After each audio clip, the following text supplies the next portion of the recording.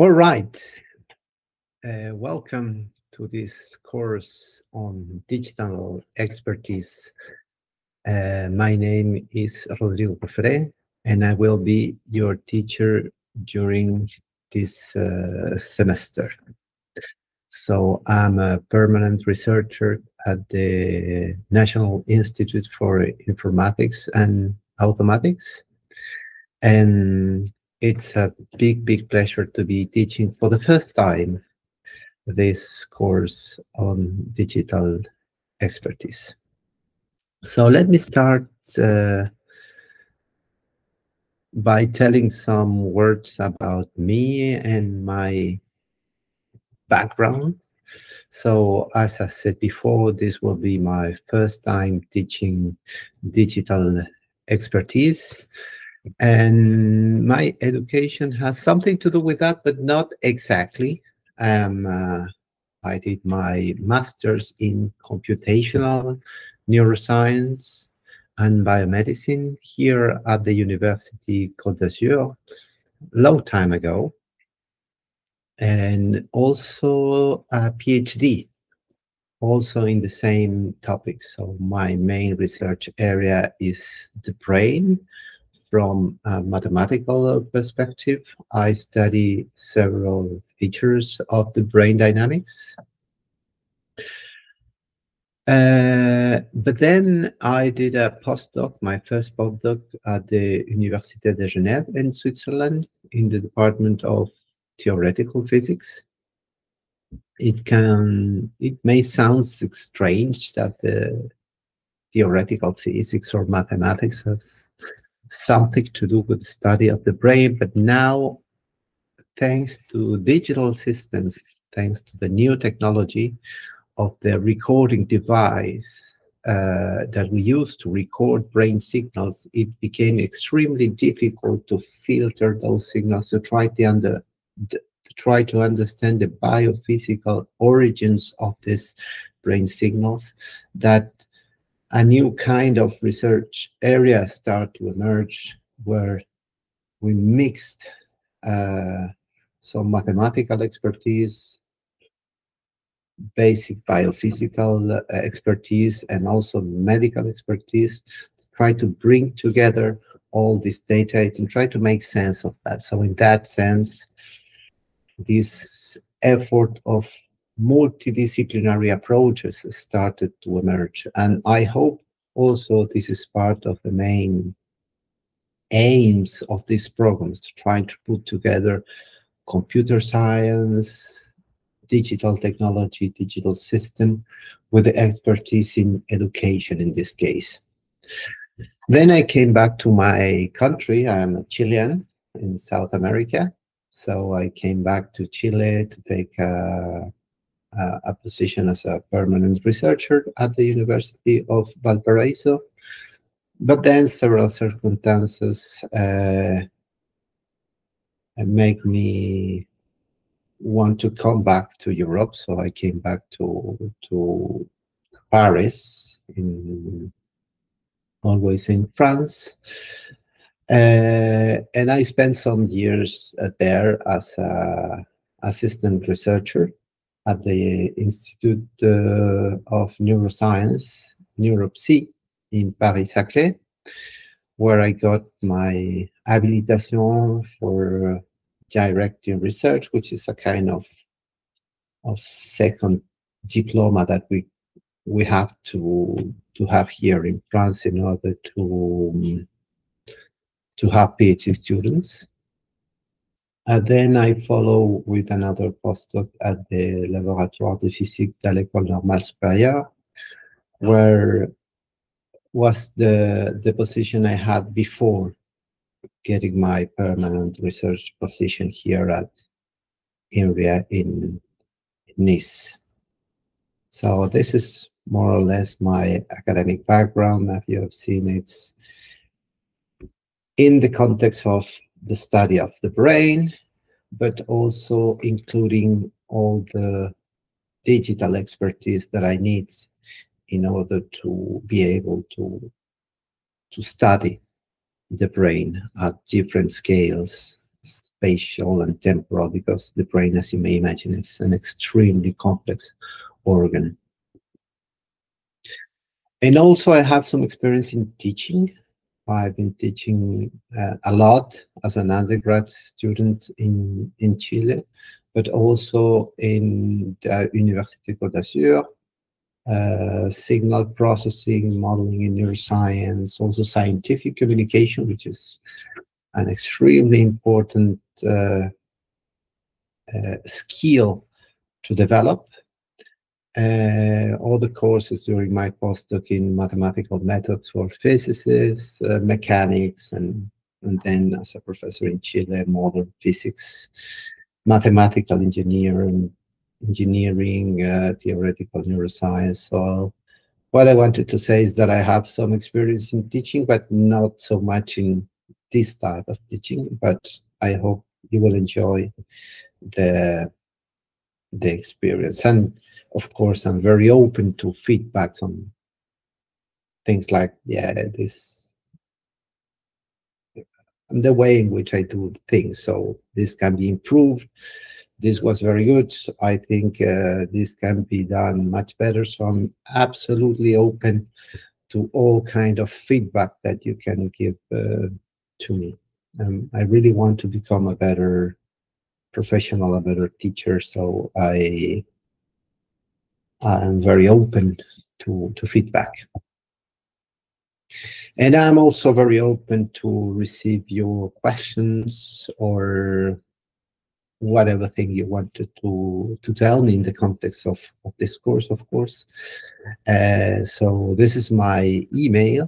You can contact me via email, and I will do my best to answer as soon as I can. Because, yes, of course, I will do my best. As Margarita said in the first, in the meeting we had in person, for some of you, I'm aware that none of you came here to NIST for this week, intensive week. But yeah, I am a scientist 100%. So what this means is that I do not have any teaching responsibilities that are mandatory. I choose to do this course, but the things I'm usually very busy in my other life, as not as a teacher but as a researcher. But anyways, I used to answer very quickly to all the questions you may have. So this course is about digital systems. So what are digital systems? What is a short and understandable definition of what is a digital system? So a digital system, and this is a definition, the best that I found, is any system that is capable of processing, storing, and transmission of information in a digital form. What does it mean, digital form? Discrete.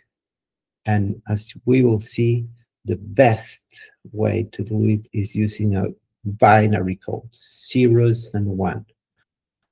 And what is not a digital system? Well, it's an analogous system. We'll see they transmit or can store or can even transmit information in a continuous way.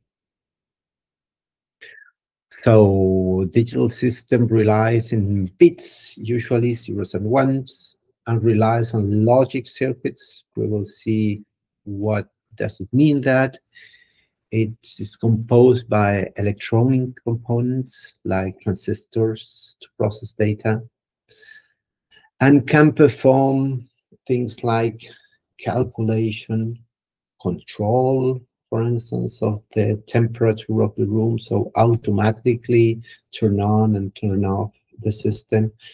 Communication, like emails, for instance, that are digital entities that travel extremely fast to reach different parts of the world or even to satellites. A difference with the analog system, what is not a digital system, we have, for example, continuous signals like vinyl records, mercury thermometers, or radios, or mechanical clocks. For instance, a mercury thermometer will have a mechanical action. So you have a material, which is mercury, which is very sensitive to temperature, and it's a kind of fluid that will move as a function of the temperature that it's in contact. So at the end, you will have your temperature, but it's not because a kind of electrical signal is sent to inform your temperature. It's because there is a mechanical and physical device that is acting in that way. The old radios work with electromagnetic waves, which are modulated by amplitude. Amplitude modulated is this AM radios, and FM is frequency modulation. So by modulating the frequencies or the amplitudes, you will have a way to communicate, for instance, your voice, and a whole apparatus then be able to decode this information that travel using electromagnetic waves, and was the way in which we communicate before digital systems. Mechanical clocks, for instance, are not digital systems. These are based on mechanical movements of different devices, and this helps us to measure the passage of time. But these are not digital systems. It's not based on 0-1s discrete communication. Also, the way in which we used to open or close the window of a car is also was a mechanical device, was not a digital system. Of course, as most of the things we use in life today, now we have digital thermometers. Now we have digital communication systems. Well, we rely less and less on the radio of amplitude and frequency modulated. We have we have digital digital clocks and digital watches, and also a whole embodied digital system in cars, including opening and closing the windows. Basic examples of digital devices are, for instance, a calculator. So something so simple to do for a calculator, like multiplying 45 times 63, which is a kind of complex operation, but for a calculator, it's extremely easy to doing that mechanically. So with engines, something like that, it's extremely, extremely complex. Or just moving the something to make a calculation is extremely, extremely complex. The smartphones are also examples of modern digital systems. Needless to say, so of course, lots of microelectronics and microchips sending binary information at the end. Digital cameras to take photos. Of course, they use all the digital technology now in order to take a photo. And as I said before, all these devices that you see here have a precursor that was non-digital, that was mechanic. So that exists before mechanical calculators. telephones that did not use digital system as a technology to to make communication possible. Non-digital uh, photo cameras. So, of course, there was a world before digital systems became widely available for the population. So there are some digital systems that completely reshape the way in which we live in this world. So computers is probably the best example, but servers, supercomputers as well. Smartphones and tablets are completely reshaping the way in which we communicate, the way in which we amuse ourselves, watching television, watching films or videos on YouTube, for instance. Digital communication system like the internet, the Wi-Fi that became available almost everywhere in the modern world, at least to developed countries. So that completely reshaped the world. And systems that are embedded, like in cars, you have all this technology of the GPS, which is included, but also all the applications, the radio that is also digital today, the way in which we open and close the doors, but also open and close the windows. So lots of things changed the world in the last years, and it's because of the digital technology. So let me start trying to dig slightly deeper in the internet, because the internet is a major actor of the digital world today.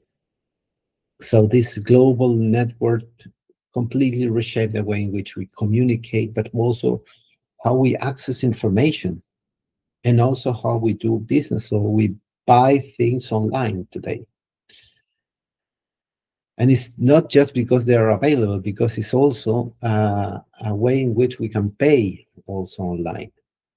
And the business will receive the money almost immediately, thanks to technology, thanks to digital system. So also sending instant messages like the email is also thanks to the internet. Streaming entertainment or managing work remotely. This class, for instance, is one example of of something that became possible thanks to digital systems. So nowadays, internet under under underspin almost every aspect of the modern life. We have mentioned also e-commerce, cloud computing, but also are giving individual an unprecedented access to knowledge, information, and to form global communities using social networks. Of course, this may be an advantage, but also it presents some challenges, because it's not just knowledge that is on internet, there is also false information, dangerous content for children, dangerous content for uh, for society in general, because it can be not let's say truth, the things that are said on internet. So of course we still need to find the right balance in how to use this technology for goods. The GPS also reshaped completely the way in which we move we move, for instance, in cars or in airplanes. It's based on a very interesting technology that it was made possible thanks to the general theory of relativity of Albert Einstein. Actually, is based on sending messages, electromagnetic waves. For instance, a watch will send an electromagnetic wave that will be catched by three different satellites that are positioned in different parts of the surface of the planet, and then doing an inverse operation of a mathematically inverse function, they will localize the device with a very, very high precision, and that, if you superimpose in a map, for instance, of a city, will help you to navigate better in the car, but also to do tracking or whatever. Of course, the GPS can be extremely useful. As I said before, it helps us to guide ourselves in unfamiliar cities, optimize logistics. I have to go from this place to this other place with these 5 tracks with food or whatever. How is the best way to go from here to there? And at the same time, this whole area of knowledge is called logistics. What is the optimal way in which I can go to different places? And it helps also precision agriculture, emergency service, and where to locate the ambulances and all the things needed in emergency. But it's also supporting our daily life, making mobility, navigation, or coordination faster.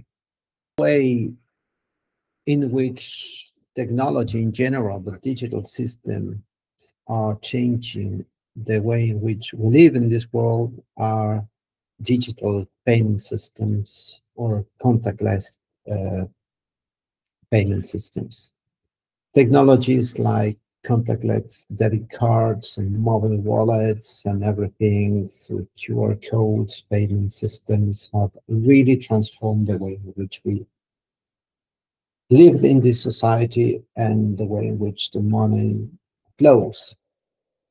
So, of course, now we can make the transaction faster and safer, even. And it's more convenient to pay in this way. Why? Because, for instance, during the pandemics, it was a way to reduce physical contacts. And of course, this pandemic helped in the acceleration of the more global adoption of these new technologies. But there is, of course, still there is countries or regions in the world with limited banking infrastructure. Is still not applicable, not used everywhere in the world, but it's becoming more and more possible to use them around the world. Social media platforms, of course, also reshape the way in which we communicate and exchange information. It's a new way to stay connected with friends and families, but also to spread all type of information. Some information that is even false. And you can make other beliefs that what you just put online is true, but it's not necessarily the case. So all these technologies are changing the way in which we live. There's no doubt about that. If it's for good or for bad, or it's good in some situations or bad or some situation, of course, it depends, and I'm not going to refer or make any type of claims about that, but it's certainly it opens new possibilities, especially for education. And this is what is this whole program about, how to use novel technologies in order to help to improve educational system or education itself. So social media platform can also be used to influence politics, drive social movements or things like that, but also shape consumer behavior. It can make you believe that you need something that you actually don't need, and things like that will happen. And of course, it also promoted this blue line between private and public life. What should I post online? What should I not? At what age is the most appropriate age to start joining this type of social platform? Is still a global theme, I will say. And of course, as every technology will come with some drawbacks or disadvantages that as a society we need to take care of.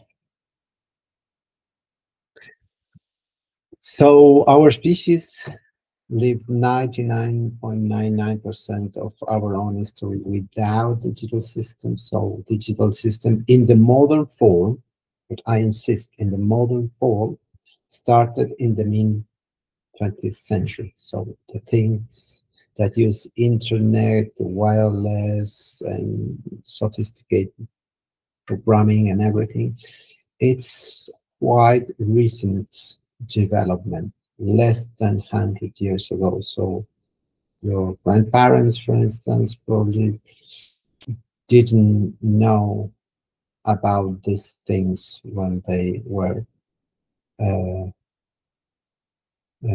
children. Even myself, I mean, cell phones and the internet, I was born without all these things. When I was in the university, this kind of things started to become more available.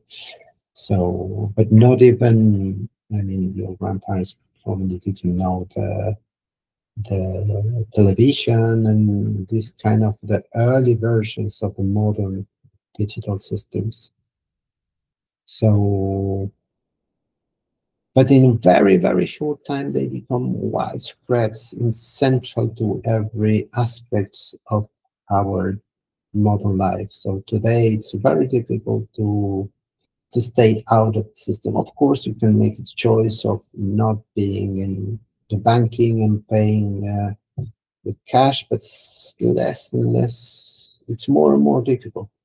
You can still communicate yourself using handwritten letters. There is some people that have chosen that. That is becoming difficult for them to take an appointment to the doctor without internet. It's still possible. You need to go to the hospital and talk with the secretary, and it takes a long time, and it's becoming more and more difficult to live a life without technology and trying to stay apart from the modern technologies. Again, I'm not going to refer if it's good or bad, but it's absolutely true that today staying out of the system it's more and more difficult. But I want to emphasize again that one can argue that digital systems started very early in the history of the world. At least the precursors of digital communication, even if it was just one person communicating to another or one person with oneself, let's say, using digital system. Abacuses have tally marks have existed since a long, long time, more than 3,000 years. And they were, of course, manual, not electronic.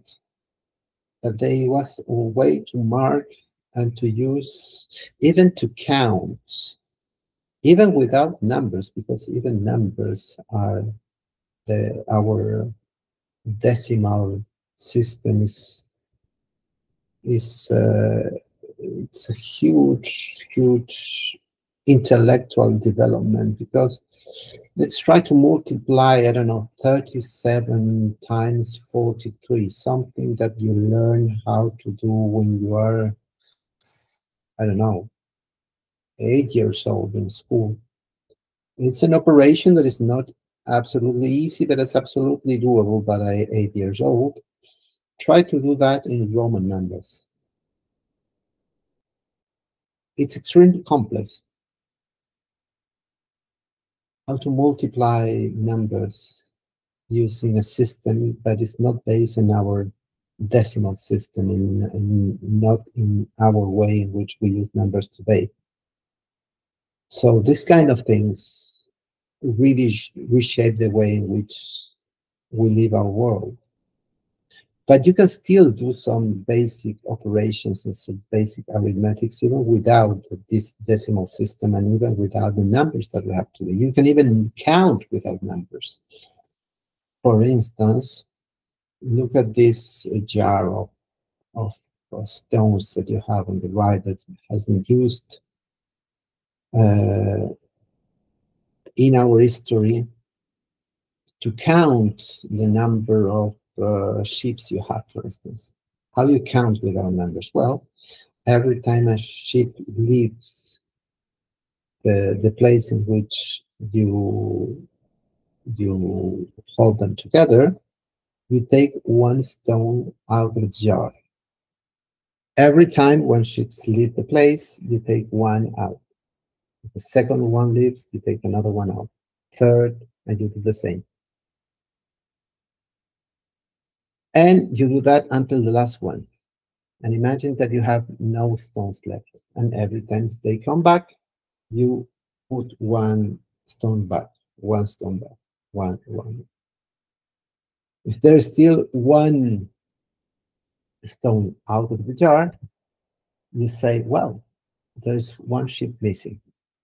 And this whole idea of, mathematically speaking, this is I establish a bijection between the number of the stones and the sheep, revolutionize the way in which we understand even the infinite numbers. But did you get the idea? It's even without numbers, I can count the number of sheep I have just without knowing, establishing a relationship between stones and sheep. And this abstraction, it's an intellectual step that we did a long time ago as a species. One can trace back the development, so the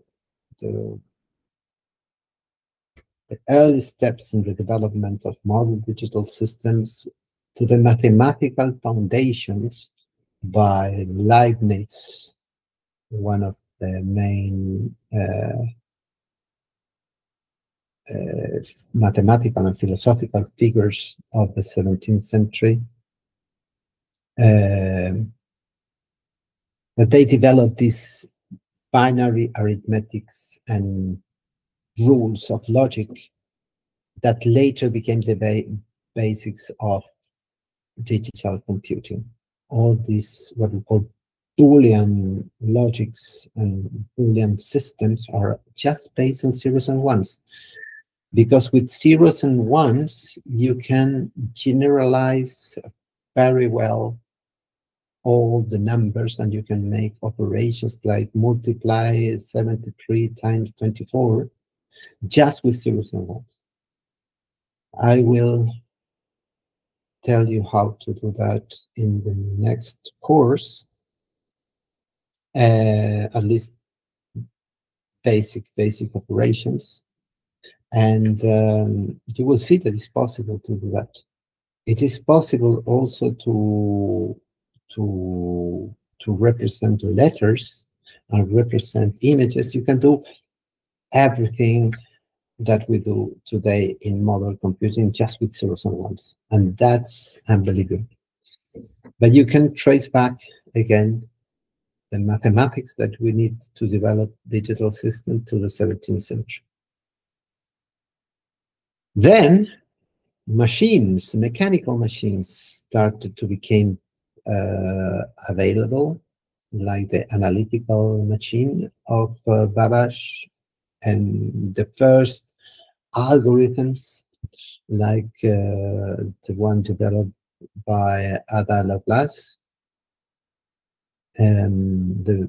known as the first computer programmer.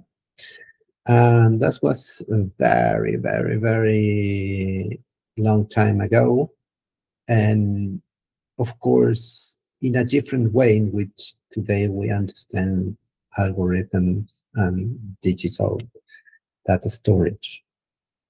But it's important for you to know that even though the modern digital system is modern, less than 100 years ago,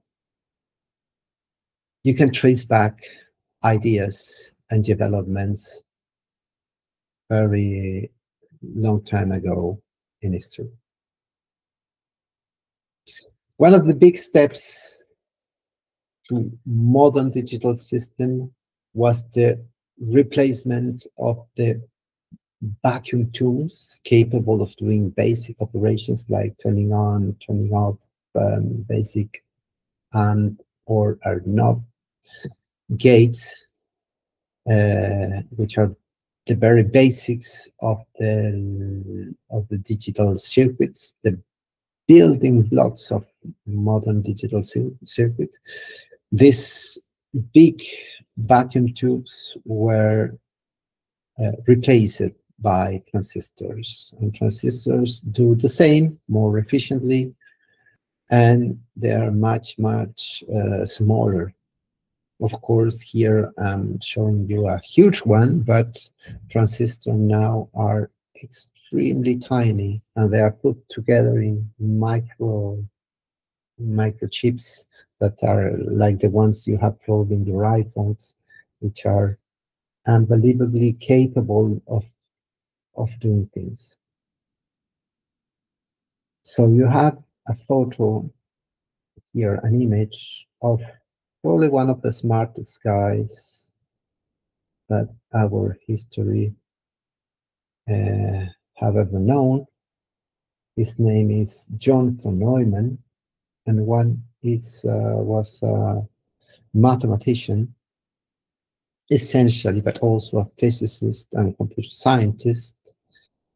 And he is probably the first and the last person in history that completely understood a computer.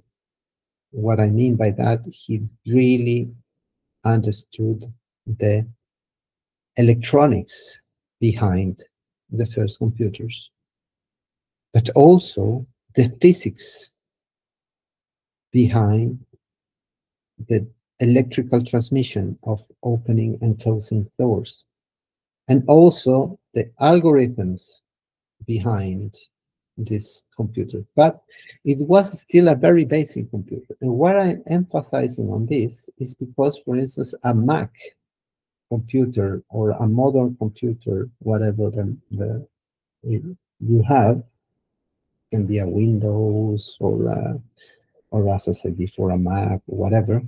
No single person understands all the details of these machines, because nowadays we became specialists in something. So the specialists in hardware will understand the physical machinery that is inside this computer. So you open the computer and you will find the microelectronics and microchips and everything. But these guys are not specialists, do not understand well how the softwares work. And now you have all the people that is in the design of the products, but also the design of the programs. And you have all the people that developed applications, and others that developed, I don't know, the interface between the user, like the mouse pad and things that you touch, that requires a different expertise. So I think I can safely say that nowadays nobody understands all the details that make a computer work. And this is because now things are becoming more and more complex. And now we have microprocessors, and this is a development on the 70s that are integrated in computers and smartphones. You have things like that that are actually this microprocessor helps to make things smaller and more capable. So to take photos, you need some computation, and also to store and to download files and to put it in your computer. You need a sophisticated electronics in a way. And the microprocessor are capable of doing this task and need to be integrated in a way that is it's functional for the tasks that they are um, designed for. And of course, when you have all these devices that are capable to connect to this global internet, which is this is where the magic happens, let's say. When you have in a single device home an apparatus that is capable of doing things and communicate with the rest of the world, it can become a very important tool for the basic functioning in the modern world. So today we have this idea of dematerialization, using less to produce more. And again, I'm not going to refer to if this is good or bad, but it's just a fact that today in a single smartphone, we have a phone and camera and radio and clock and an email, so calculator and so on and so forth. And this is just because digital systems, so binary systems of zeros and one, allowing open and closing door in an extremely fast way, have been developed in our history. So this is a slide that those who came at the intensive week already saw. So as a general comment, it is true that nowadays we have the smart phones and smart watches and smart cities and smart devices. Everything seems to be extremely smart because it's connected and it's getting a lot of information and it's changing in a huge rate. But the question is, do we have, because of that, smart citizens? And the answer is not clear at all. So it's not clear that we have been using all these technologies to make our brains become more functional brains in the world. It's not clear that our generation is better, whatever that means, than the previous generation because of our technology. It's not clear that our generation is more fair, more generous, more courageous, more open, more peaceful than previous generation, just because we have the advantage of having digital systems and a technology that have allowed us to become smarter citizens. So there is still a challenge, and we need to take care about that. And I believe that the main goal of this masters that you are enrolled in is exactly that, and how to help and how to develop new technology that it's used, that can be used in education with a purpose of making a better education. So what about education? And here I'm going to give you an example about my favorite subject. Um, Probably is the one that you hate the most, but it's the one that I have more experience to talk about, which is mathematics. And you can ask, that's very basic questions, is why are mathematics important in modern life? And as I mentioned before, one of the uses of mathematics is, for instance, the algorithms that are behind how I go from the place in which I live to the place where I work. It's not just technology, and this is the main point that I want to tell you here. It's not just the GPS, it's going to give you, because the best way to go from place A to place B is a straight line. But a straight line is a very unuseful way to go from one place to another, because imagine I live in Nice and I work at Sofia Antipolis, and I want to go in a straight line. Of course, there is no routes, there is no cars. I will face immediately probably a house that I'm not even allowed to go in. So it's a bad idea to go in a straight line. But how to go by car, for instance? Well, I need to first of all need that other streets is the right sense in which I am allowed to do that in a car, is the best way in terms of efficiency. If there is traffic, how can I avoid traffic? Well, to solve that, it's a mathematical problem. And this is one of the ways in which mathematics can be used to optimize my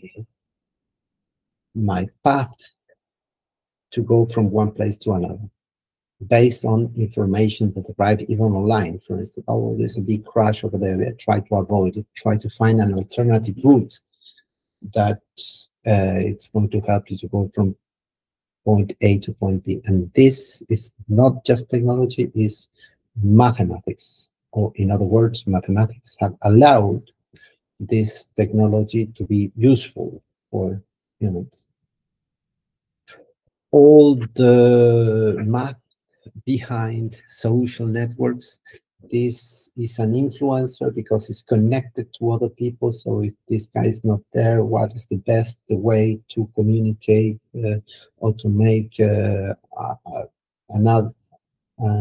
ad of my new products? If I go to this guy, how many people will see my product?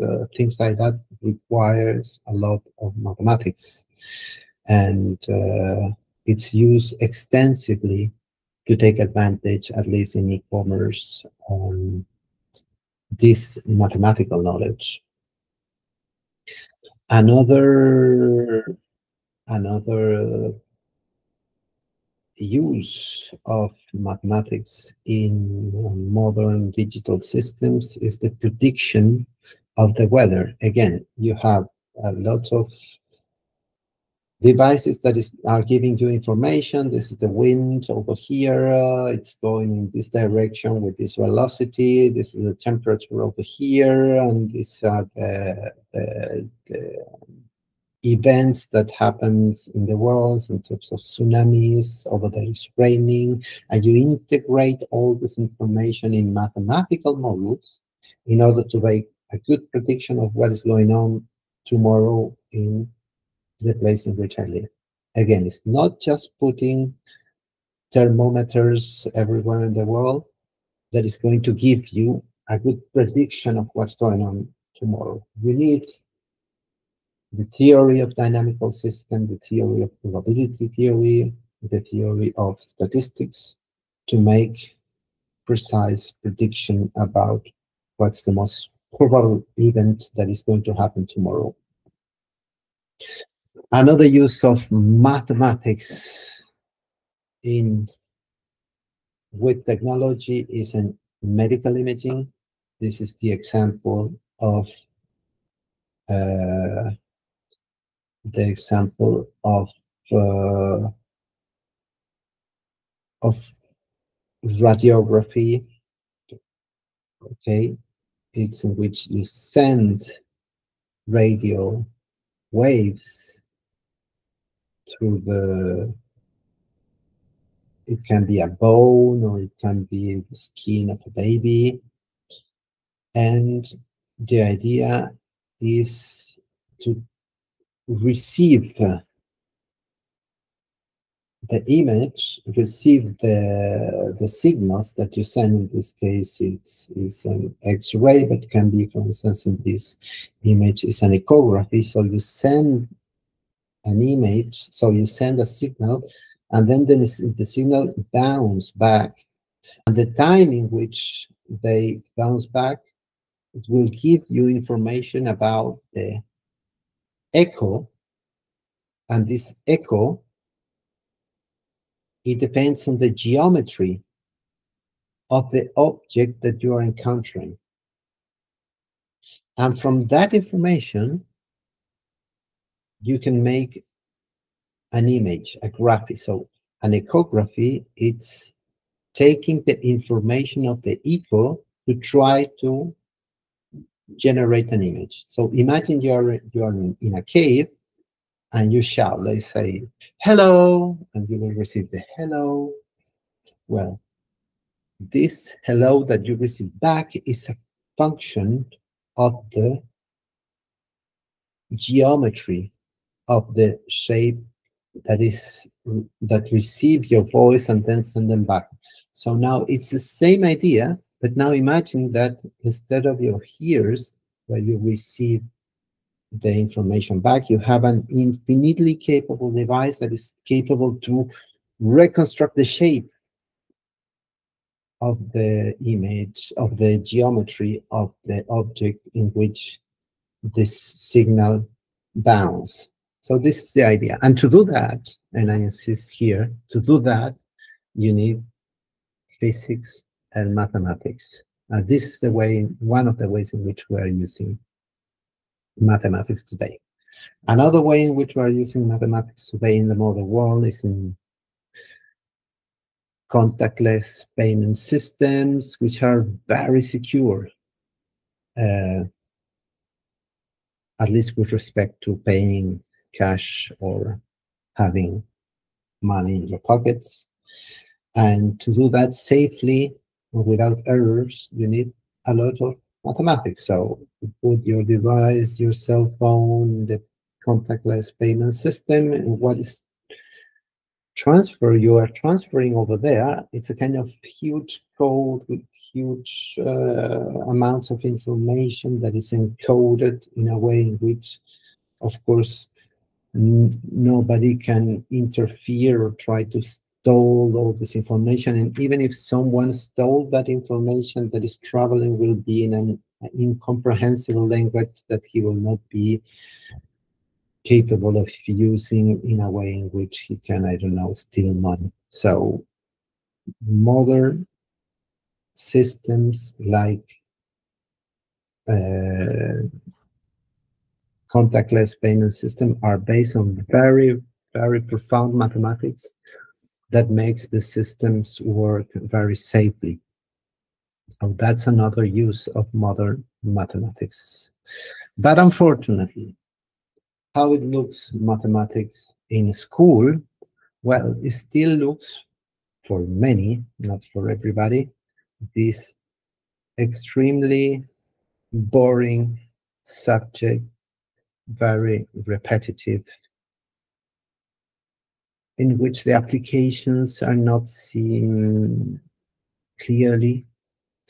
And of course, there are several aspects of this image that make it appear even more boring. That is what really is. But of course, there is something that have nothing to do with education itself, but look how they are wearing, how they are seats, how they are, I don't know, writing and everything. It confabulates in a way to make these things appear even more boring.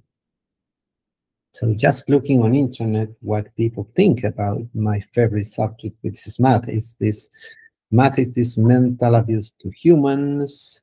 Well, another day has passed where I haven't used algebra once, so it seems like it's completely useless.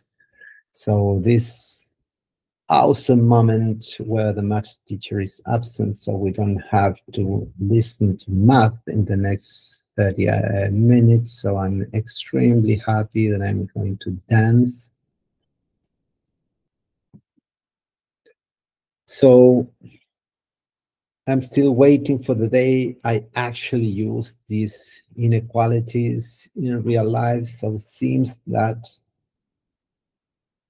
the mathematics we're choosing to teach is not necessarily the type of mathematics people use in the day-to-day real life. Of course, I'm against this type of arguments in a sense that I still believe that mathematics helps you to develop a rational thinking tool that can be used for other purposes than just solving inequalities or equations. But anyways, dear math, go buy a calculator and solve your problem. I'm a teenager, not a therapist. Real life works that use algebra is just algebra teacher. And of course, do not agree that, but you can find that on internet. And I still believe I choose it because I still believe that loads of people really think that this is the case and this is the truth. Rule of mathematics, it seems easy, you are doing it wrong. So mathematics is this complicated, not just complex, but complicated thing. So if something seems easy, well, that's not well done. So you made a mistake because this thing is complicated. And it's not necessarily the case.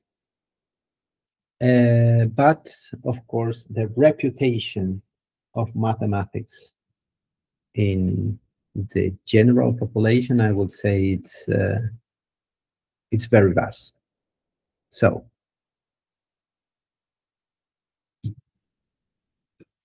an interesting question that one may ask is, why does the school education provide such a limited view of the discipline? Because as I mentioned you earlier, you have all this daily life uses of mathematics in technology. Like, for instance, weather prediction, echographies, medical imaging, safe transfer, bank,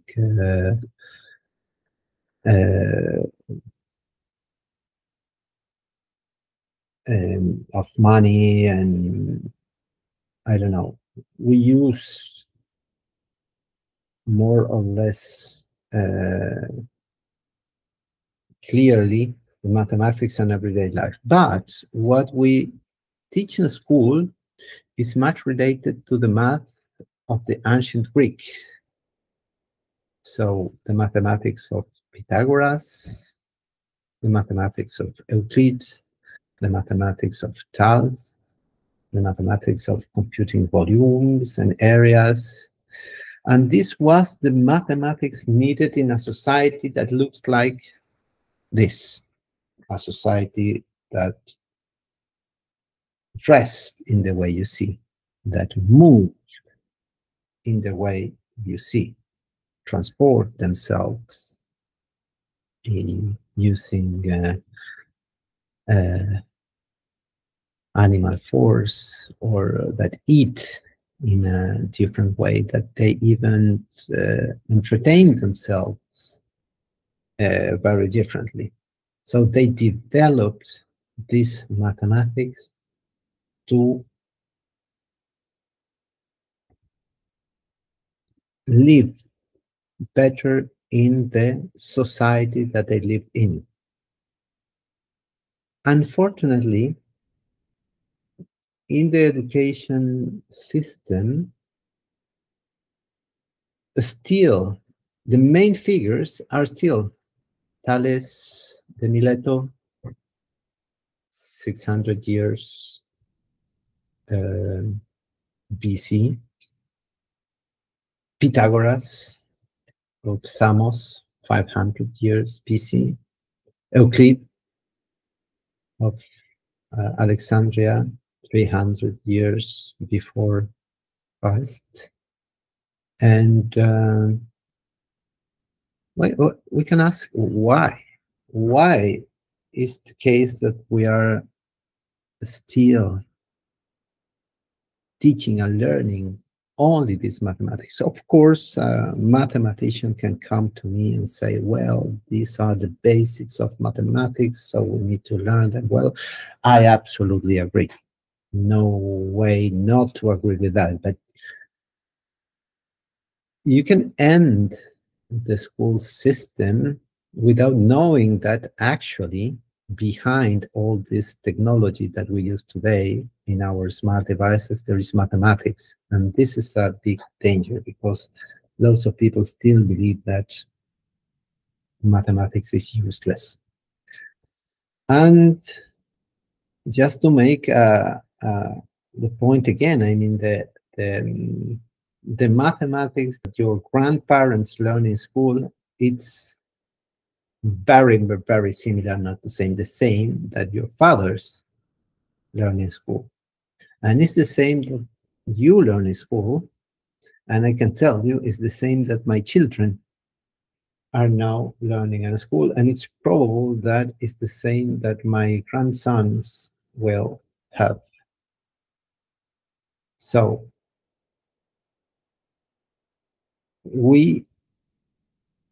it's extremely difficult to change the subject itself that we teach in a school. But what we can change using technology is the way in which we teach. And it's probably a very first step we need to take before changing the kind of things we teach. And I believe that this master's is going in that direction. It's how to use digital tools in order to improve the way we teach to the new generation of children, and not necessarily children, can be also children and adults, but to take the most of this digital system to help them to learn new skills. It's more and more clear that we need to transit from teaching the mathematics of the ancient Greek to the mathematics of the modern world, but not just the mathematics. Think about your favorite subject, can be even history or philosophy or language.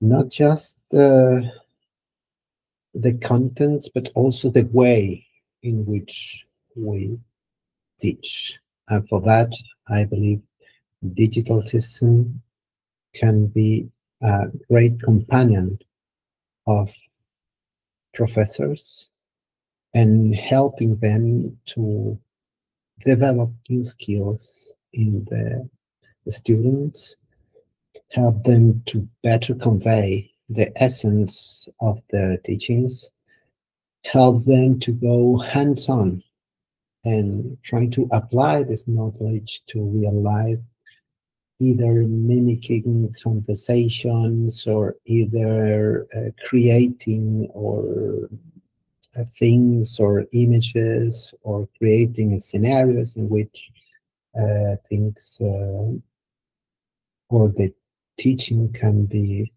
conveyed more effectively.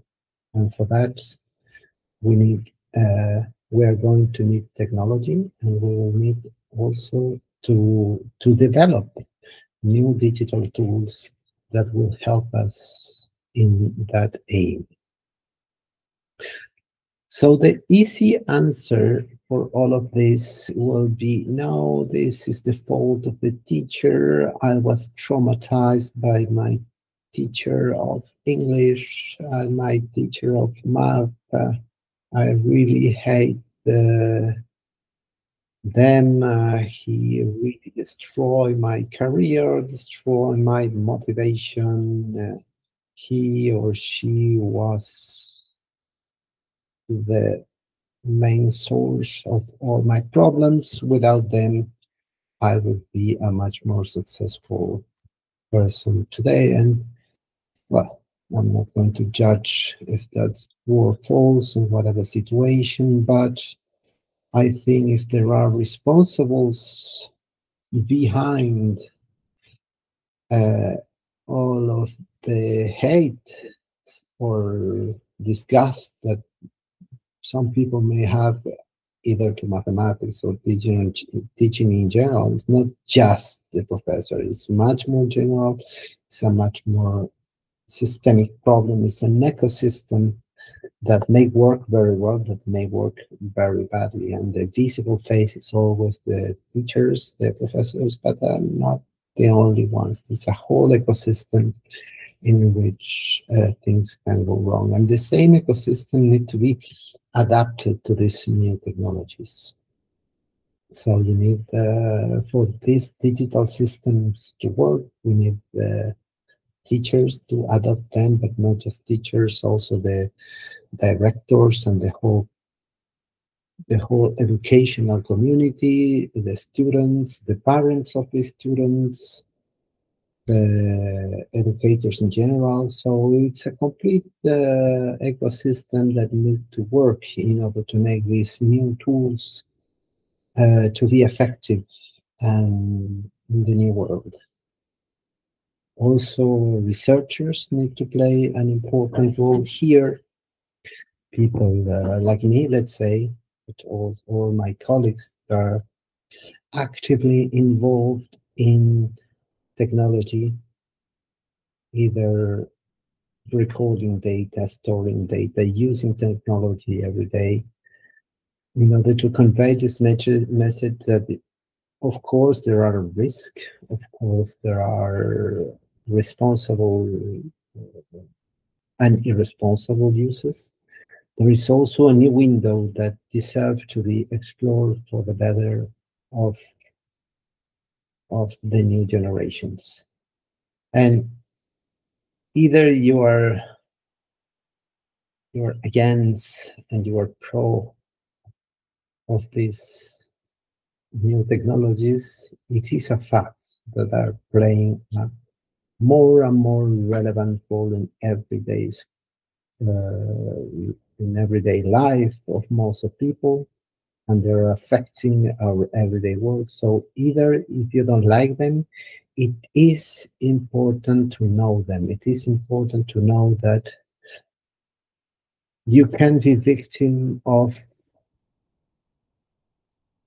for instance, a marketing campaign that is going to make your brain to work in a way which probably you don't want to.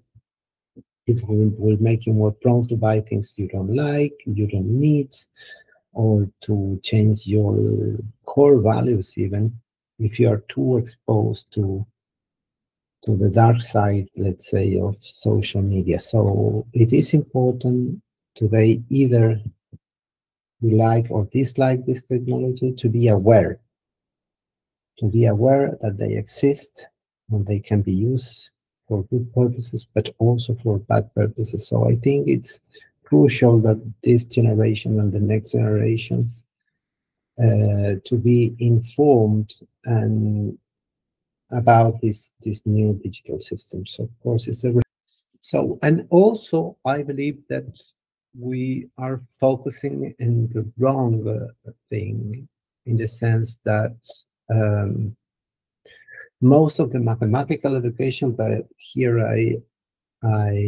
I wanted to say that, well, I've been focused mainly on mathematics because it's the subject that I know the best, but of course this is much more general.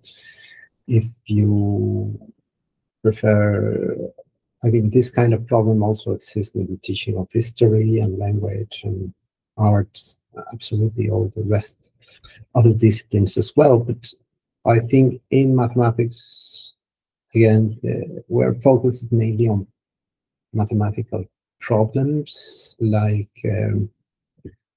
solving mathematical problems with where the equations are already there. So 5x equals 7, the answer is 7 divided by 5, this kind of things.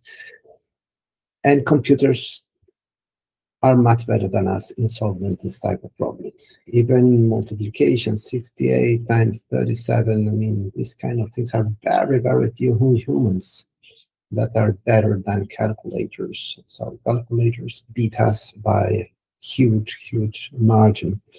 And computers also are getting better and better and doing now even sophisticated math. I mean, the last LLMs models were capable of solving complex problem in a math Olympiad. So the math Olympiads are where the brightest students in mathematics around the world go to a competition where very new type of problems are proposed and are extremely difficult. And now the last versions of the artificial intelligence available are capable to solve even those problems. But computers are still not good at reflecting about real world problems. Like, for instance, you cannot ask a computer things out of context, like, for instance, let's say, my company is not going well, can you help me? Of course, you are not being precise enough. You don't put the appropriate amount of data, and it's not clear where to start. Where are your problems? Are in the human resources, are in the accountability, or the finances, or the investment?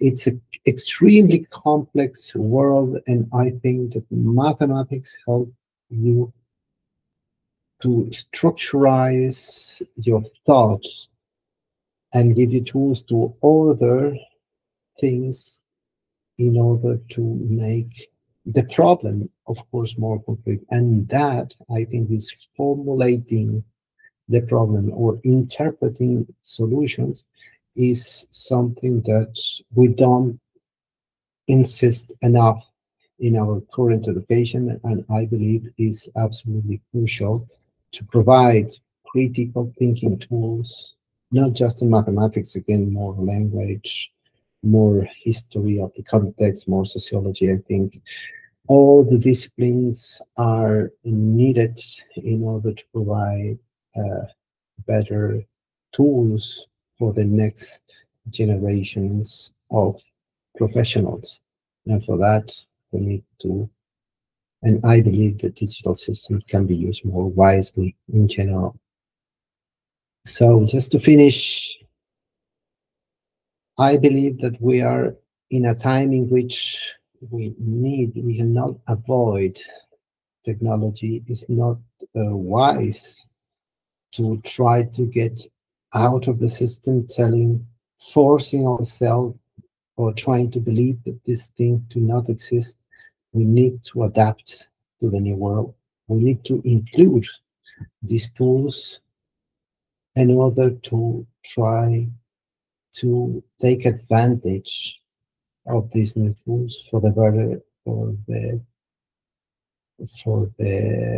to help the new generations to learn more and to learn more efficiently. And for that, the attitudes towards technology needs to be more positive, but at the same time, keeping the distance and knowing that this is not the end of the world. This is just another tool that will help us in our goal, which is to teach more and to teach better to the new generation. So for that, we need to take a new approach, a more integrative approach, a more responsible approach towards technology, and I will be happy to guide you and how to do that for the better or the best of humanity in general, but of course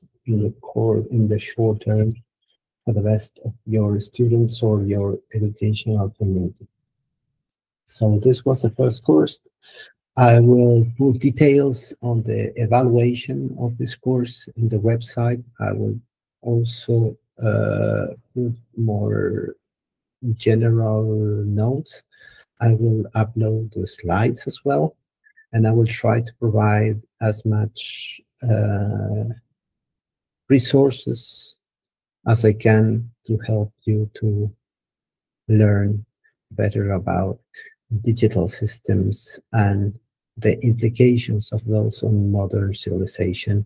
And I hope that will give you a better tools for applying this new technology in your educational community. Thank you very much.